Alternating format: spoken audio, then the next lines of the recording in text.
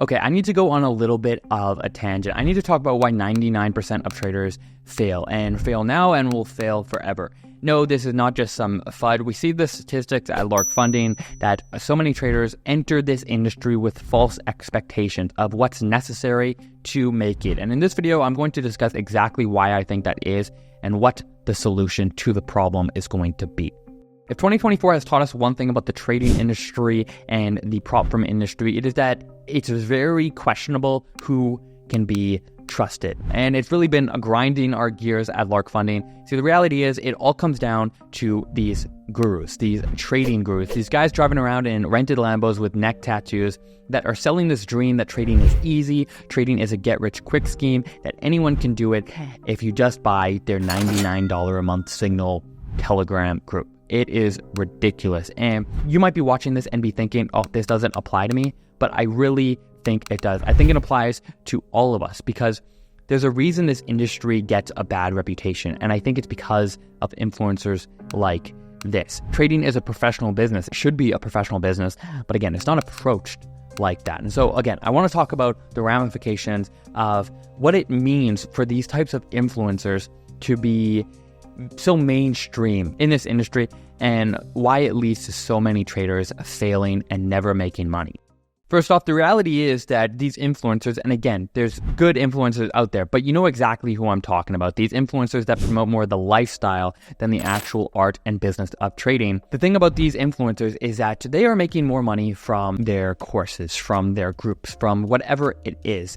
And that's fine. But what's not fine is that they're saying that they are funding their lifestyle through trading, when in reality, it's not through trading at all. And they're selling the dream that it can be easy. And this is where the problem first starts. By giving off the expectation and the idea that what they are doing and how they are living is achievable through trading, even though they haven't even accomplished it through trading, it creates false expectations. And false expectations is the foundational element to the problem that we see, the problem that we're discussing here. See, by having false expectations, traders are shooting themselves in the foot before they have even started. By having false expectations of what the trading world is really like and what can be genuinely accomplished, it means that traders are not going to give themselves a fair opportunity to make it. You see, if a guru makes things look easy and a new trader starts and he's putting in the work, but he's not finding consistency, he's not making money yet, he's going to say to himself, oh, well, this guy did it easily. This guy started making money in 6 months. I'm already past the 6-month mark. I'm doing something wrong. Trading is not for me. Whereas in reality, this influencer actually wasn't making money at all. It's unfortunate to see on Twitter especially that every single month you'll see these trading influencers change their badge of which firm they are affiliated with every single month. Number one, loyalty is not even a thing. But number two, the message that it's sending to your audience is that you really don't care about them and you're just searching for a paycheck is really unfortunate. And it's why at Lark, we don't work with any influencers. We try to, and we can't vet all of them. And after we saw the statistics of almost every influencer we worked with, they can't trade.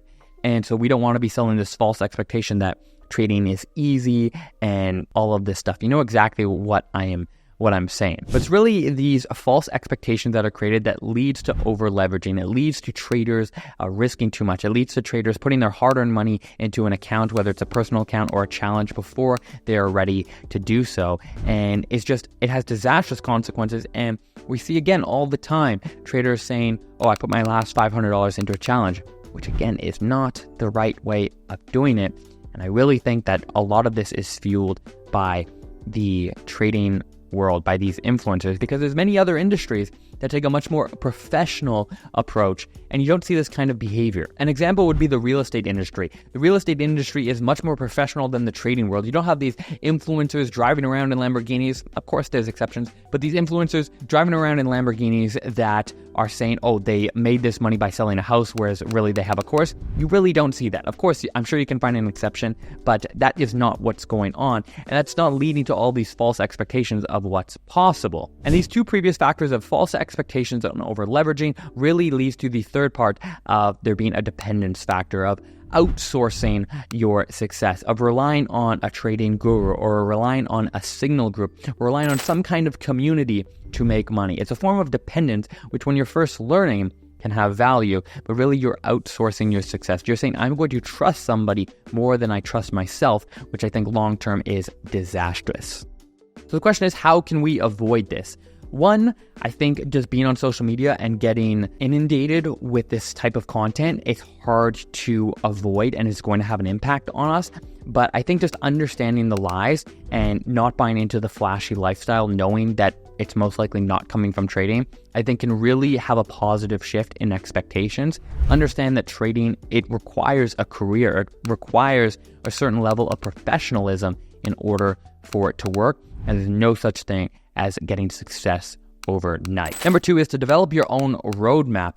It's the same idea of dependence. Do you really want to be dependent on somebody else? Do you want somebody to fish for you, or do you want to be taught how to fish? And I think the latter is much better. Develop a roadmap to figure out how you're going to make it yourself. Give yourself the opportunity to have correct expectations of knowing that it could take years to become a successful trader, to make money. It's all about having those correct expectations, because then you'll be giving yourself the grace to make money, to take time, and to do the hard work that is really required to make it. And number 3, all of this can be put together and wrapped up with a shiny bow by just entering monk mode. We have another video up, probably around here. We'll try and put it up. The guide to monk mode trading. Monk mode trading is the complete opposite. It's the antidote. It is the cure to this social media influencer problem. It is about going offline. It is about focusing. It is about discipline. It is about doing all the things that are within your control to become the best possible trader. It's not easy by any means,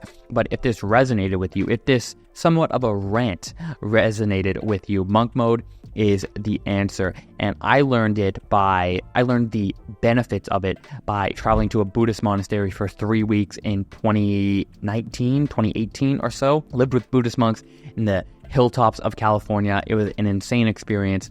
And so monk mode trading is really the antidote to this, to saying no to all of the craziness, all of the fakeness, and really just getting obsessed with your mission and focusing on it. So if you made it this far, I appreciate it. I appreciate you listening to the rant. Let me know what you think. If you disagree, if you agree, it's okay if you disagree. But as always, we'll see you in the next one. Until then, peace.